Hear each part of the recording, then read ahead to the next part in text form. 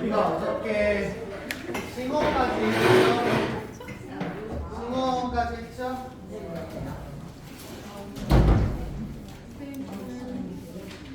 오늘은 롤스의 시리즈 방송을 나가보겠습니다.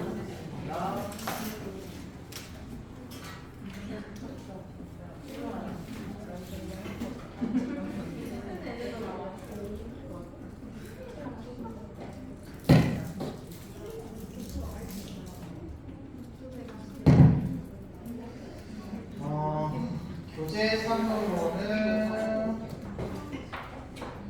롤스의 시민 불복종이 151페이지에 나오는데요. 여기를 보기 전에 우리가 롤스의 시민 불복종을 이해하기 위해서 106쪽의 교재 한번 봐주세요. 106쪽 교재에 맨 밑에 보시면 사회의 분류라고 되어 있는 데가 있거든요. 106쪽에 사회의 분류라고 되어져 있는 부분이 있을 거예요. 보이나요? 요거를 조금 얘기하고 가야 됩니다. 롤스는 이렇게 사회를 봤을 때 크게는 네 가지 사회를 구분을 한답니다. 거기 맨 꼭대기에 있는 거, 질서정연한 사회, 그리고 무법국가, 고통받는 사회, 맨 마지막에 자유주의적 절대주의 사회가 있는데, 이 자유주의적 절대주의 사회는 우리 교육과정이 아니라서 안 나올 거라서 빼면 되시고요. 우리는 세 가지를 기억하셔야 돼요. 질서정연한 사회가 있고, 무법국가가 있고, 고통받는 사회가 있다. 이렇게 기억하시면 되겠고, 질서정연한 사회 안에 보시면 자유주의 또는 국무행이라고 되어 있고, 비자유적이지만 적정 수준의 사회가 있잖아요. 거기 비자유주의지만 적정 수준의 사회를 다른 말로 바꿔주셔요. 거의 정의로운 사회. 우리 같은 말이거든요. 거의 정의로운 사회. 거의 정의로운 사회. 근데 평가원에서는 거의 정의로운 사회라는 문장으로 쓰기 때문에 여러분 이렇게 기억하시면 되겠습니다.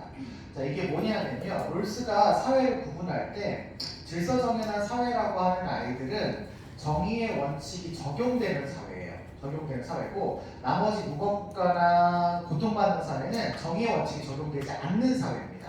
않는 사회인데, 무법국가의 경우에는 공격적이고 폭력적인 성향을 보이는 사회이고요. 그리고 고통받는 사회는 그렇지는 않지만 정의의 원칙이 마련되어 있지 않은 사회, 이렇게 구분하고 있습니다. 그래서 이렇게 딱 구분을 한 상태에서 시민 불복종을 볼 거기 때문에 여러분 맨 밑에 칸에 보시면 시민 불복종이 가능한 곳이라고 되어 있는 곳이 질서정연한 사회죠. 보이나요? 거기서만 시민 불복종이 가능해요. 그리고 무법국가나 고통받는 사회는 시민불복종이 없어요. 여기에서는 시민불복종이 이루어지지 않는다. 이런 말입니다. 아셨죠? 자, 요거를 구분을 하신 다음에 우리 151페이지에 있는 롤스 선생님의 시민불복종을 보도록 하겠습니다. 지난번에 싱어가 4번이었나? 4번. 5번으로 롤스의 시민불복종을 보도록 하겠습니다. 존 롤스.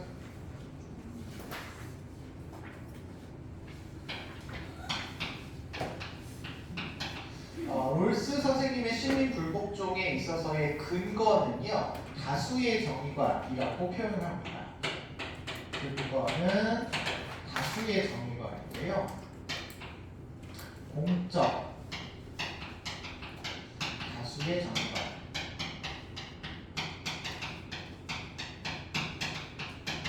이라는 표현으로 제가 하겠습니다.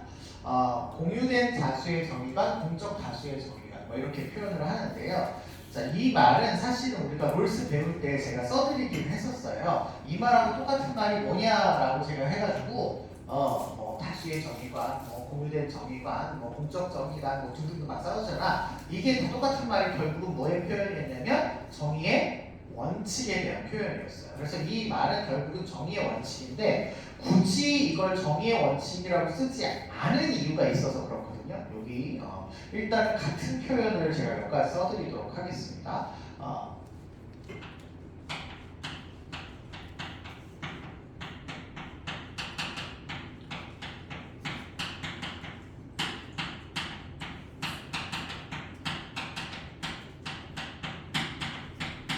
이런 말들 다 같은 표현이라고 그냥 알아두시면 돼요. 사회적 협동 체제의 원칙.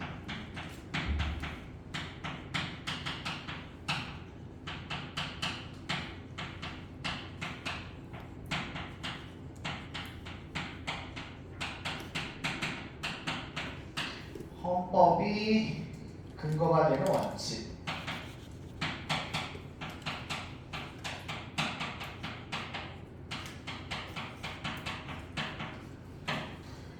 헌법 자체 아니고요. 이것도 헌법의 근거로서의 원리. 그리고 마지막에 선생님이 정의의 원칙을 쓸 건데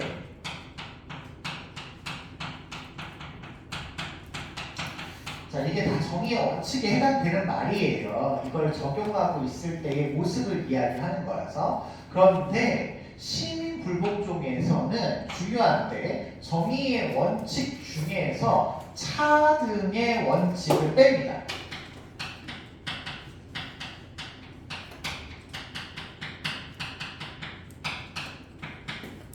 차등의 원칙을 뺍니다. 이거 왜 빼냐고 물어보신다면 다수의 정의관이 기준이기 때문에 시민불복종이라고 하는 아이가 모든 사람들의 이익을 위해서 이루어져야 되는데 차등의 원칙은 일단 명목상으로는 최소수의 자에게 최대 혜택을 주는 거란 말이야. 그래서 이 대상 자체가 어떤 특정한 사람이라고 하는 것으로 한정되어 있어서 모든 사람에게 일반적으로 적용되는 기준으로서 얘기하기가 어렵다라고 해서 차등의 원칙을 뺀다 이렇게 알아두시면 되겠습니다.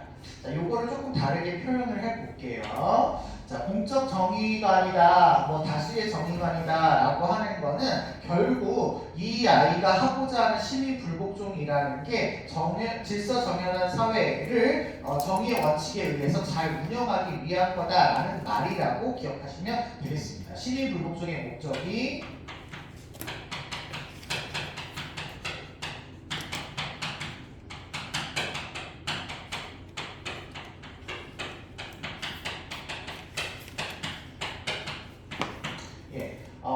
뭔가 사람이기 때문에 정의의 원칙이 적용되는 사회라고 한다 할지라도 법이라고 하는 아이가 제도로 정책 이런 것들이 완전한 아이가 없다는 거야. 완전한 아이가 없으니까 그런 아이들을 조금 수정을 해줌으로써 보다 사회 체제를 완전하게 만들자 이런 목적으로 이루어진다 생각하시면 되겠습니다. 그래서 시민불복종은 개인의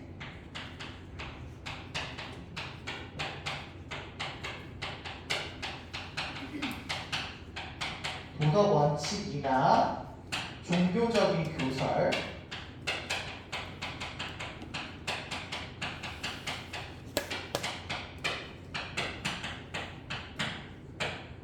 만으로는 이거를 시민불복종의 근거다라고 할 수는 없습니다. 작년 시험에 이런 문제 나온 적이 있었어요. 개인의 종교에 따라서 시민불복종을 할 수 있느냐 이렇게 물어봤습니다.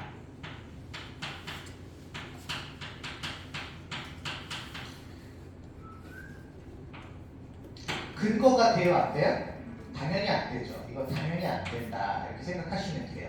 그런데 이렇게 물어본 게 아니고 종교의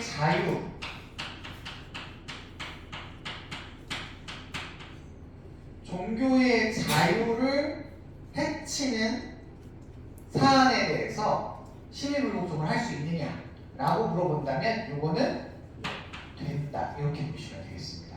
우리 자유는 정의의 원칙 중에 평등한 무슨 원칙? 자유의 원칙에 해당하는 거니까. 아셨죠? 이거 너무 이거 그냥 뭐 눈에 보이게 이렇게 하는 건데도 애들이 헷갈리더라고요. 네.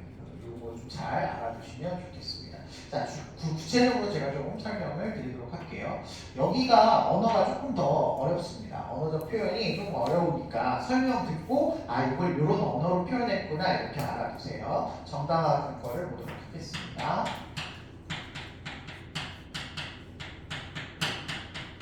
제가 롤스가 표현한 그대로 쓰기 위해서 조금 말을 어렵게 하려고 하고 있어요. 첫 번째가 법 체제와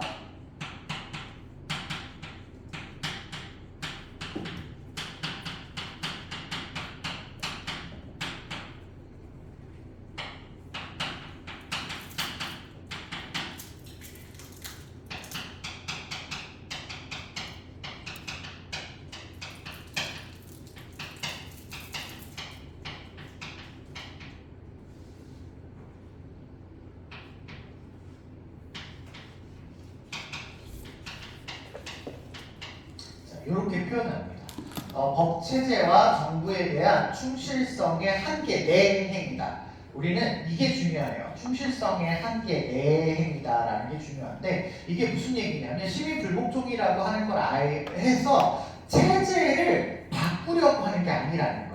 체제 안에서 이루어지는 거라는 거죠. 이미 롤스는 시민불복종이 일어나는 사회 체제가 정의의 원칙이 적용되는 사회에서만 가능하단 말이야. 그러면 이 체제는 정의의 원칙에 의해서 운영되고 있는 사회 체제야. 그렇기 때문에 사회 체제 자체가 나빠서 문제가 아니라 어떤 인간이 가지고 있는 한계 때문에 오류들이 생겨나기 때문에 문제라는 거라서 이 체제 안에서 이루어져야지 이 체제를 무너뜨리는 어떤 행위로서 시민불복종이 일어나서는 안 된다라는 말인 거예요. 근데 이렇게 말을 어렵게 하셨다 보시면 되겠습니다. 그래서 롤스는 시민불복종이 일어날 수 있는 사회는 정해져 있다. 어떤 사회에서만 일어나냐면 질서정연한 사회 안에서만 일어난다. 그 중에서도 거의 정의로운 사회,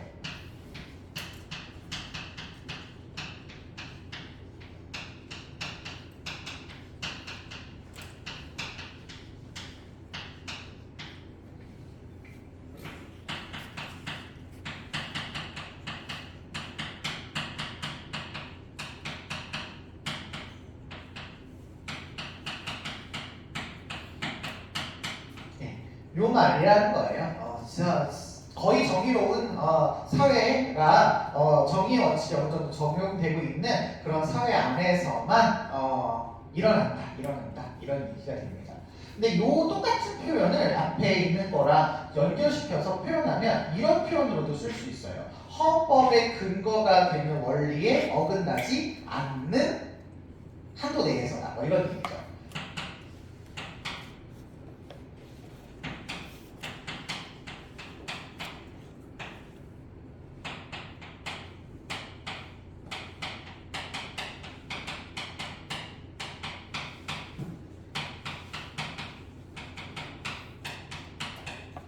말인데 아까 이렇게 표현을 한 거죠. 이렇게 표현을 한 겁니다. 헌법의 의도는 결국 정의의 원칙을 실현하는 거니까요. 정의의 원칙을 실현하는 거니까요. 같은 표현이다 이렇게 알아두시면 되겠습니다. 또 다른 표현으로는 롤스가 정의로운 사회라고 하는 것을 보았을 때 정의로운 사회가 표현되는 어떤 정치 체제를 민주주의 정치 체제라고 보고 있어서 민주주의 체제에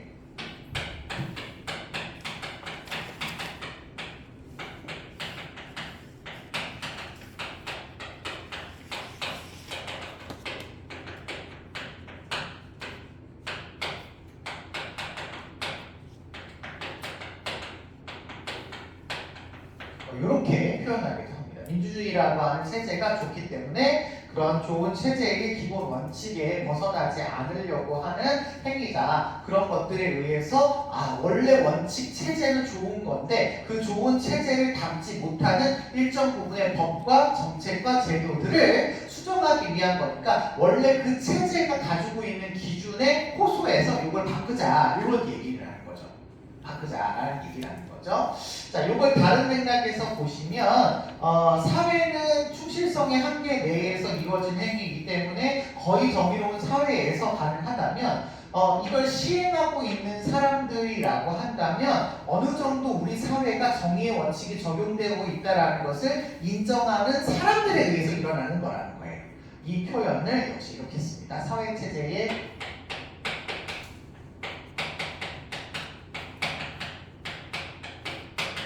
합법성을 인정하는 시민에 의해서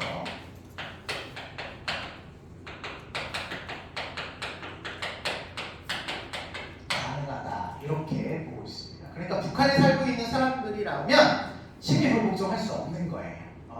그런 분들은 이제 사회 체제 자체가 시민불복종이라는 게 나타날 수 없는 사회 체제이기 때문에 그런 상태에서는 시민불복종을 할 수가 없다 이렇게 보고 있는 겁니다. 자, 그래서 여기서부터 우리가 조금 중요하게 봐야 될 건 뭐냐면 얘네들이 살아가고 있는 사회 체제는 어느 정도 정의의 원칙이 잘 적용되고 있는 사회야. 그러다 보니까 전반적으로는 다 괜찮아. 다 괜찮은데 일부의 부정의가 발생해서 그 부정의를 개선하고자 시민불복종을 하는 거란 말이죠. 그렇기 때문에 얘네들이 하는 시민불복종이라고 하는 아이는 모든 부정의에 대해서 시민불복종을 하는 게 아니다라는 거예요. 아니다라는 거예요. 일부 부정의가 발생한다 하더라도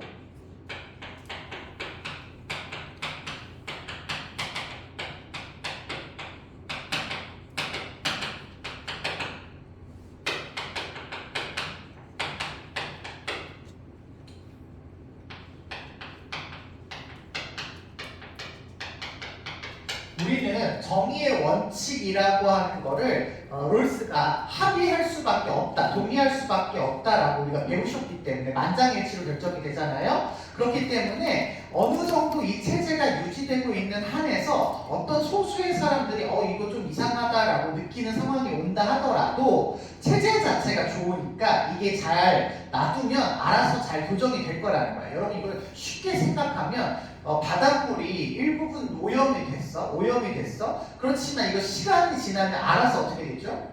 정화가 된다는 거야. 체제 자체가 좋으니까 어느 일부분의 어떤 문제가 심각하지 않으면 알아서 정화가 될 거라는 거야. 그러니까 이 부분이 있다 하더라도 나머지 전체 체제에 대해서 반대하거나 이럴 필요가 없이 우리는 따라야 될 의무가 있다라는 거예요.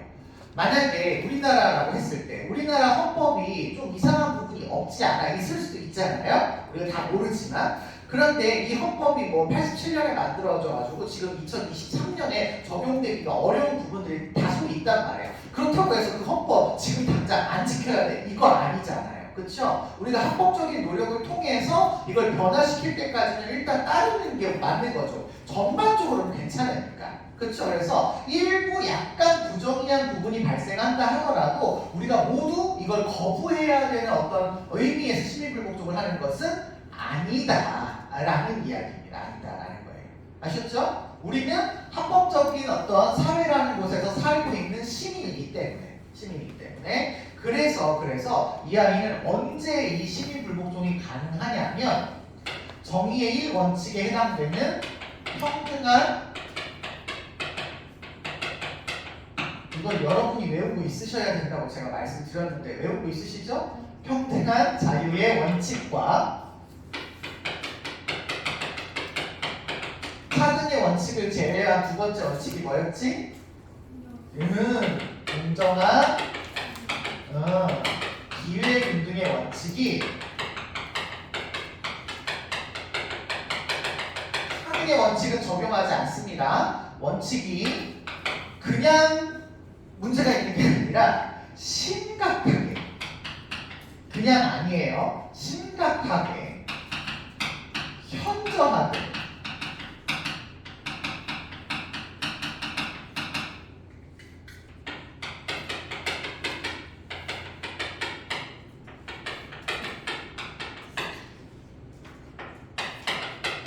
그런 경우에만 시민불복종을 할 수 있는 것이고 일부 약간 문제가 된다 그런 부분에 대해서는 시민불복종이 아닌 다른 수단을 이용할 수 있으셔야 된다라는 거야.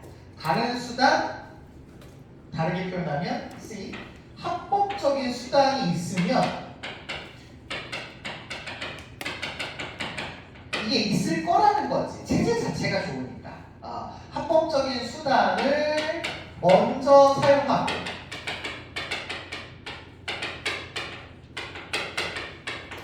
무슨 수단으로? 그렇죠.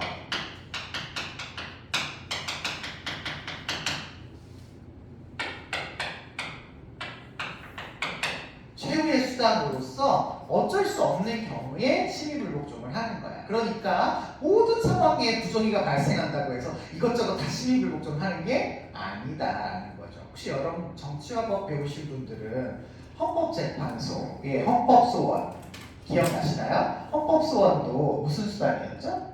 최후의 수단이었죠. 우리나라 헌법재판소가 몇 군데 있어요? 몇 개 있어요?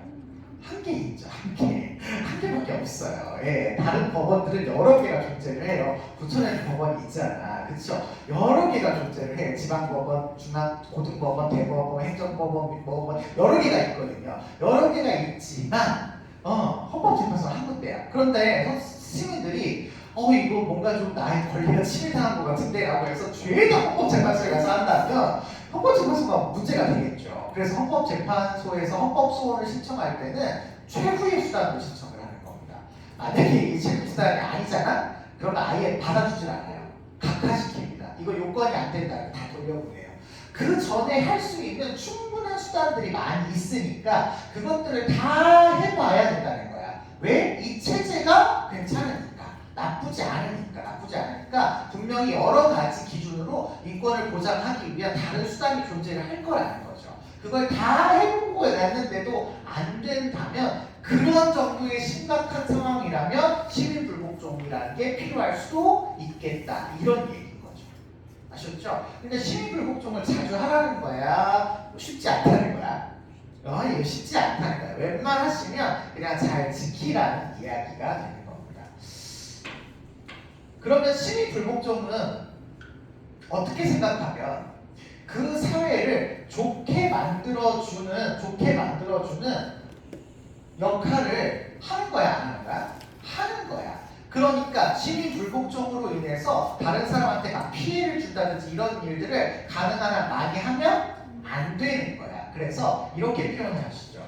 훈계나, 왜 이렇게 말을 어렵게 하는지 모르겠어. 훈계나 경계로 표현이 됩니다.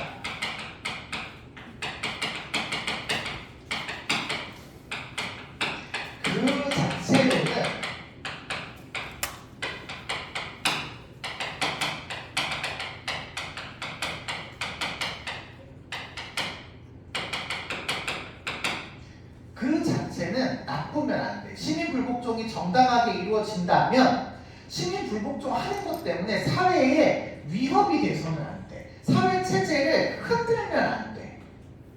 그래서 얘는 정당한 시민불복종은 말 그대로 정당하다고 보는 겁니다. 정당하다고 보는 거예요. 왜냐하면 시민불복종이 조금 그럴 수 있지만, 법을 어기는 걸 수 있지만 우리가 살고 있는 사회를 좋게 만들어주는 역할을 하기 때문이다. 약간 좀 어저께 제가 말씀드렸나요? 지하철 장애인들이 교통권을 보장해달라 이렇게 요구하는 일들이 약간 뭔가 무리가 될 수 있는 거고 법을 어길 수 있는 거지만 그 자체로 우리 사회에 위협이 돼서는 안 된다는 거예요. 그분들이 하는 행동 자체가 우리 사회를 위협적이게 만든다 그러면 롤스 입장에서는 그건 정당한 시민불복종이라고 할 수가 없다, 이렇게 얘기를 하는 거죠. 없다라고 이야기하는 거예요. 아셨죠? 자, 또 다른 표현으로 롤스는 그렇기 때문에 아무 때나 막 시민불복종을 할 수 있는 게 아니라는 거죠. 근데 우리 여러분 지난 시간에 살펴본 소로 생각해보면 소로는 개인의 양심에 비추어서 모든 일의 부정의에 시민불복종을 할 수 있기 때문에 아무 때나 즉시 이렇게 가능했잖아요. 근데 롤스는 되게 하기가 힘들단 말이야. 그래서 시민불복종은 신중한 행위여야 되는데 신중한 행위. 신중하고 자신의 양심과 모두의 양심에 비추어서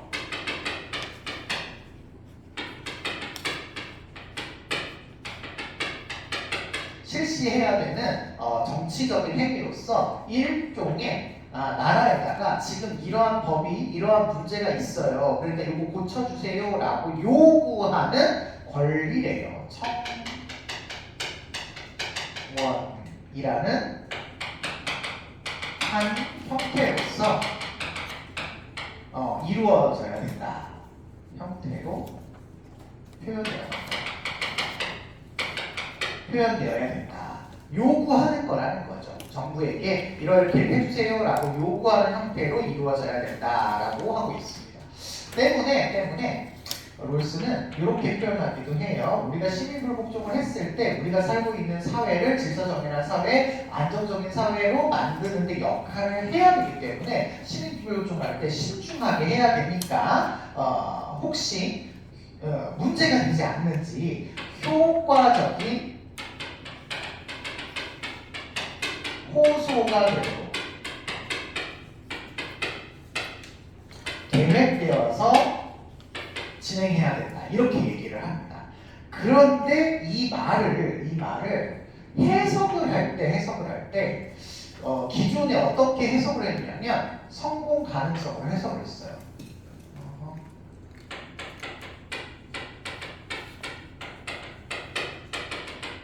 근데 실제로 롤스는 이 말을 쓰지는 않았답니다. 몰라. 내가 썼나 어떻게 알 수가 없잖아. 근데 뭐 롤스를 공부한 사람들이 그렇대요. 서울대 영상 찍고 있어가지고. 아무튼 네. 그렇대요. 그래서 이런 말들이 없었다. 이게 이렇게 쓰여지면 이게 약간 결과의 의미로서 뭔가 결과를 고려해서 해라 이런 느낌이기 때문에 롤스는 결과주의자는 아니잖아요. 그래서 이렇게 하면 안 되지 않냐? 뭐 이렇게 해가지고 작년, 재작년에 한창 이게 논란이 좀 됐었습니다. 그런데 어쨌든 평가원은 된다. 였어요. 된다 였어요. 이 말이 이 말로 우리가 해석될 수 있기 때문에 된다였는데 아니 논란이 되니까 그 이후에는 이 말을 출제를 안 하고 있기는 합니다. 안 하고 있기는 해요. 하지만 이 말로는 쓴다. 효과적인 호소가 될 수 있도록 해야 된다라고는 쓴다. 이런 면에 있어서 이게 싱어와 공통점이 될 수가 있습니다.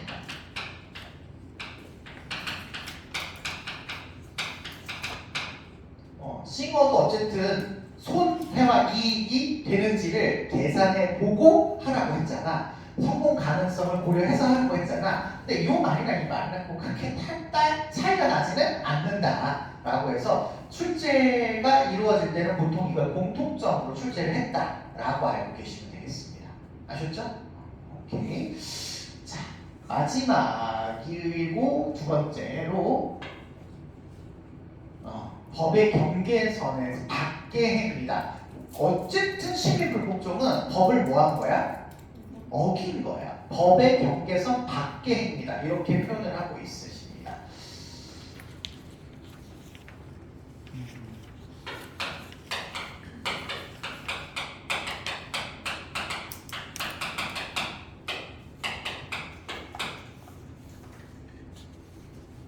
제가 한문으로 조금 구별을 해드리려고 이렇게 쓰고 있어요. 여기는 한 개 내의 행위고 여기는 밖의 행위예요. 그런데 앞에 말이 좀 틀리잖아요. 그래서 좀 기억을 해주시면 좋을 것 같아요.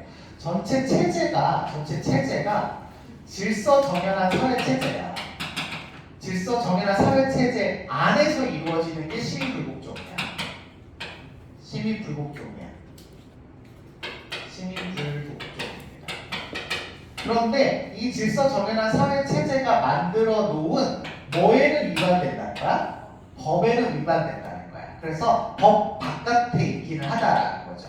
하지만 이 불복종이 이 질서정연한 체제를 위협할 정도로 이 외부에서 일어난 행위는 아니라는 거야.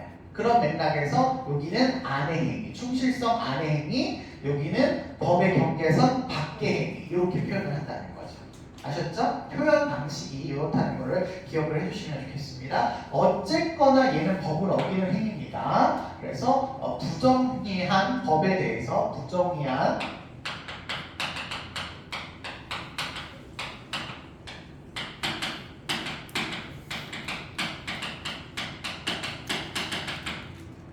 공개적으로 그 법을 어기는 행위다라는 거죠. 위법 행위다라는 거죠.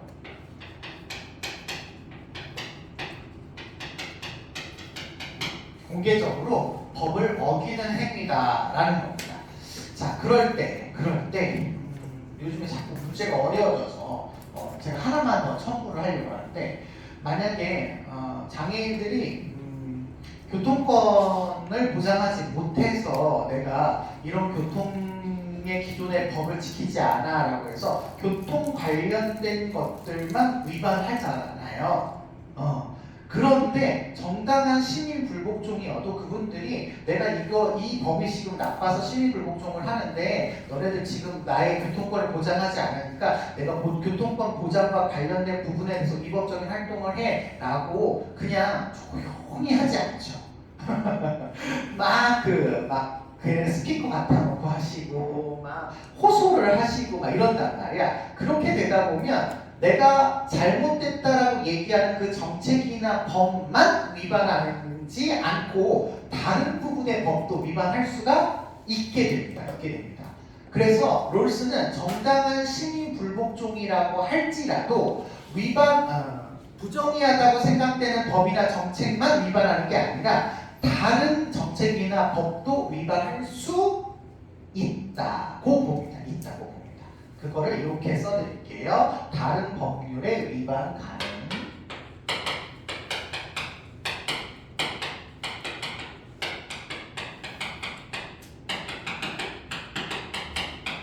다른 법률, 그러니까 시민 불복종을 하고자 하는 그 법률이 아니라 그 법률 말고 다른 것들을 위반하는 경우가 있을 수도 있는데 그렇다라고 해서 그거를 나쁘다. 물론 법은 아닌 거죠. 위법행위니까 법은 아니지만 그거를 정당하지 않다 이렇게 얘기하지는 않는다라고 보고 있는 겁니다. 그렇다는 얘기는 장애인으로 계속 얘기해서 혹시 불편하시면 미안해요. 제가 말씀을 드리지만 저는 사례로 여러분의 이해를 좀 돕기 위해서 드리는 겁니다.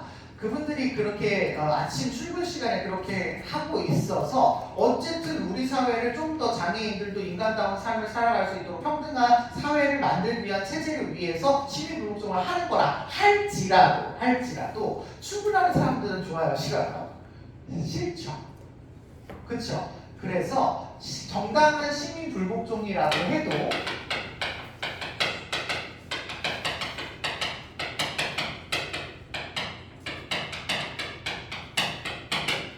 다른 사람들, 다른 구성원들의 양심과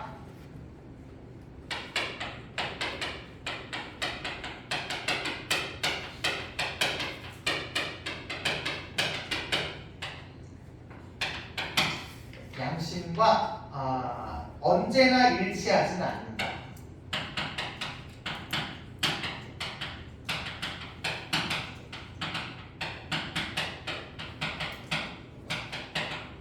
언제나 어떤 아이가 이렇게 한다고 해서 그게 좋은 다른 아이들도 다 환영하는 건 아닐 수도 있다라는 거야. 예를 들면 제가 자꾸 예를 들게 되면 조금 이게 예시가 오해가 될까봐 조금 그렇기는 한데 그 여성들의 인권 운동을 위해서 하는 것들이 과거에는 왜 저런 짓을 하지? 막 해가지고 사람들의 반대를 일으키는 경우도 많이 있었어요. 예를 들면 납태법 있잖아요. 납태금지법이 원래 우리나라가 있었다가 이게 얼마 전에 폐지가 됐잖아. 그런 것들 같은 경우도 일부 사람들은 찬성을 하고 일부 사람들은 반대를 하기 때문에 언제나 모든 사람들과 그 행위가 일치하지는 않을 수도 있어요. 않을 수도 있지만 정당할 수도 있다라는 거죠. 꼭 이 다수의 정의관이라고 한다고 해서 공유된 정의관이라고 한다고 해서 그 모든 사람들이 다 똑같이 인정해야 하는 그런 건 아닐 수도 있다라는 거야. 이렇게 생각하면 여러분 그 플라톤의 현명한 군주가 다스리는 철인 정치 형태와 같은 맥락으로 보시면 돼요. 어떤 바람직한 사람이 다른 어떤 행위를 보고 이게 우리 체제에 더 맞을 수도 있다고 해서 시민불복종을 하는 경우가 정당할 수도 있다라는 거죠. 그 얘기는 뒤로 얘기하면 롤스는 다수주의자는 아니라는 거야. 공리주의자는 아니라는 거야. 소수의 의견을 존중해 줘야 된다 이런 얘기를 하고 있는 거죠. 그게 옳을 수도 있다 이런 얘기를 하는 겁니다. 아셨죠? 그래서 이런 맥락으로 얘기를 하는데 만약에 그럼으로 인해서 어떤 사람이 시민불복종을 정당하게 했어 근데 다른 사람들이 엄청 싫어해 라고 해서 이 사람과 이 사람들이 갈등을 벌여서 사회체제에 문제가 생기잖아. 문제가 생기면 그에 대한 책임은 시민불복종을 한 사람에게 있는 게 아니라 그 법을 만든 사람이 문제다 이렇게 얘기를 하고 있습니다. 이 말의 표현은 이렇게 얘기를 하죠. 정당한 시민불복종이라도 요거 하나 더 놔두고 여기 밑에다가 쓸게요. 정당한 시민불복종이라도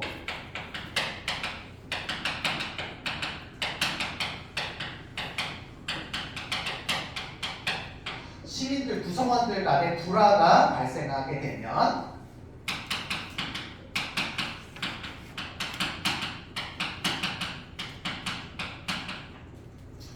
친다면 그 책임은 말이 길어져서 싫지만 그래서 어쩔 수 없이 그렇게 쓸게요. 시민 불복종자들에게 있는 게 아니라 너무 기네. 정책을 만든 사람, 입법자들에게 있다.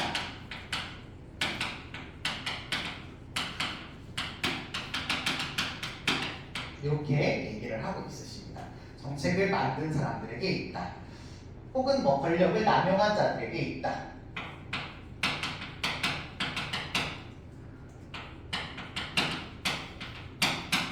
남용한 자들에게 있다. 하지만 결과적으로 이게 정당한 시민 불복종이라고 하면 결국엔 그 사람들도 이해를 할 거다라는 거예요.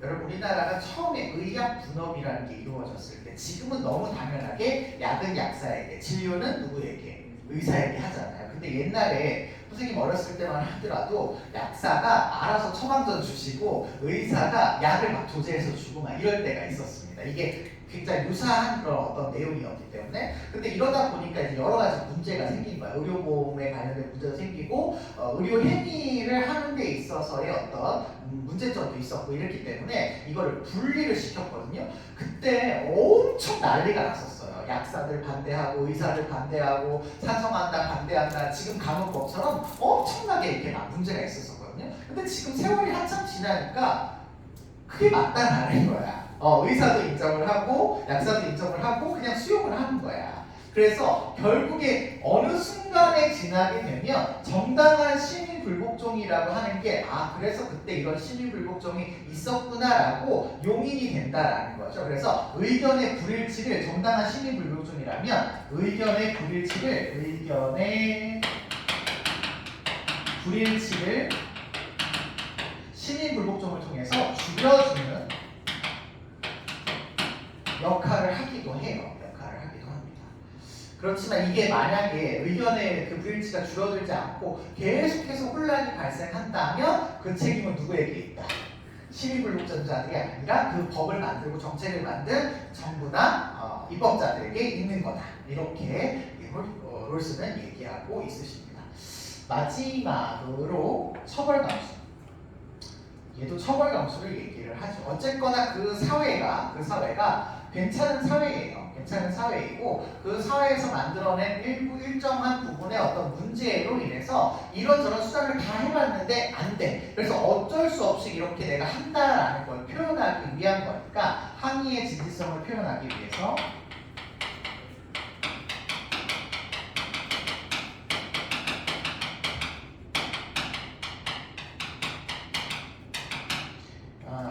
비폭력성과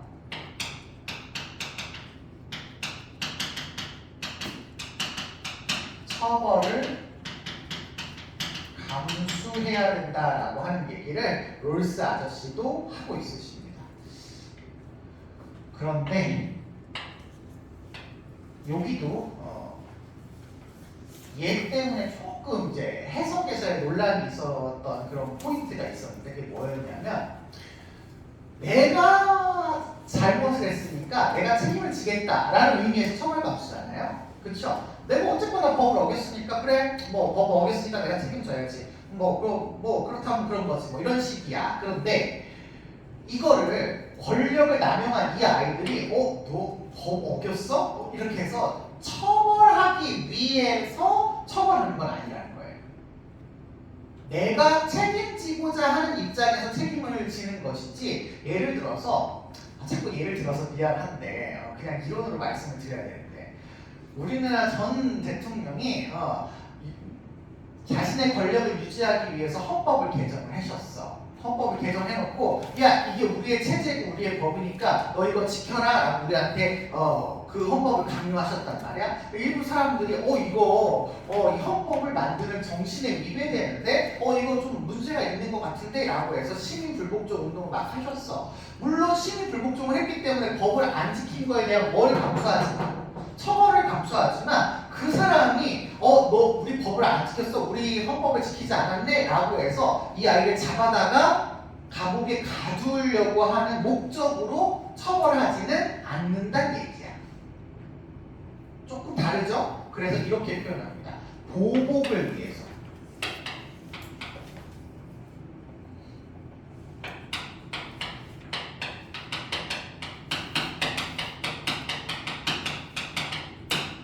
보복을 위해서 시민불복종자들을 처벌하는 것은 아니다. 이렇게 보셔야 되겠습니다.